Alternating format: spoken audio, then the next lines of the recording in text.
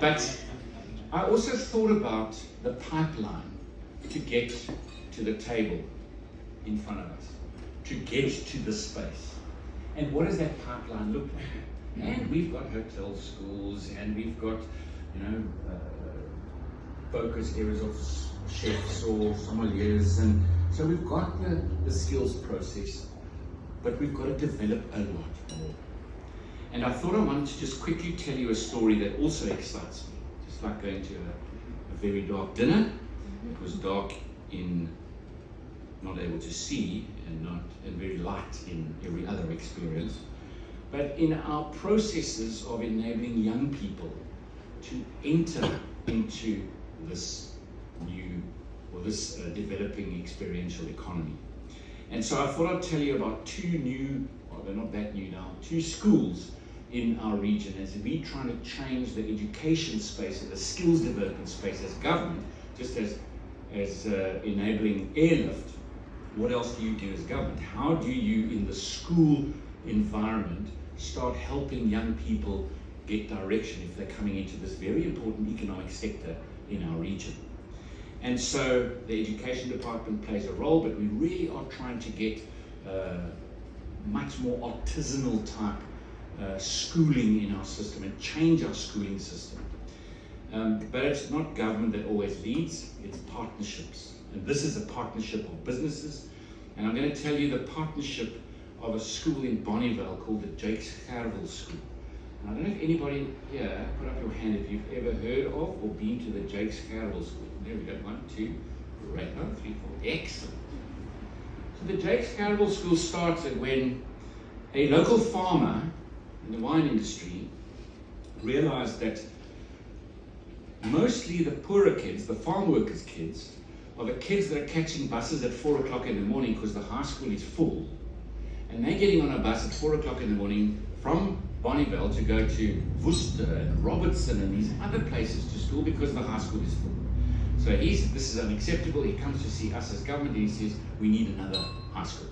We need to expand the opportunity for young people, and they're spending too much time on buses, going to schools far away. They only get home at 6, 7 o'clock at night. That's not acceptable for a young person. And we said, unfortunately, the pressure that we're on, the second school in Bonnievale is about 7 or 8 years away in the priority list. So then he said to us, but what happens if we partner with you, and if we go and find a piece of land, and I will go, he said, and raise the money to build the school, will you partner with me then? We said, yes, no problem, we'll then pay for the teachers. And the department, I'm sure, as he left, said, we won't see the land or the money, so I have to go. Well, a few weeks later, he put together a plan, and he started raising money.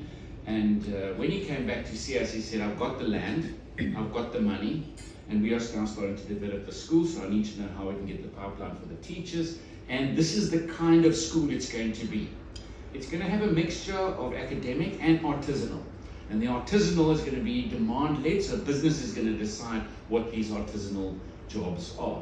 And we said, no, we've got a policy that says you must either be an academic school or you must be a practical school, a school that will develop artisans. You can't have a mix of both. He said, no, it doesn't work like that. I'm raising the money, so we'll tell you how it's going to be. And of course, we as government have said, all right, okay, let's see what happens. Well, 120 million rand later, a beautiful school that's continually expanding, that is changing the lives of everybody, that is making such a massive difference. It's just mind-blowing to go there. But the money that is raised is not only for that school, because I think there are about 9 schools like this now in the pipeline across the province. And I'm going to tell you about the second one, which was in Struisbaai. But the school was developed. It's a great partnership. We put some money in, but they raise a lot of money, and they determine the curriculum. And the curriculum there is stainless steel work for the wine industry or the dairy industry, electronics for milking machines, or just electrical work in buildings and houses and factories. But they do have a kitchen, a really serious kitchen. So for this industry, that would be a great pipeline to pull from, and that's why I thought I'd say this. But the next part of the story is that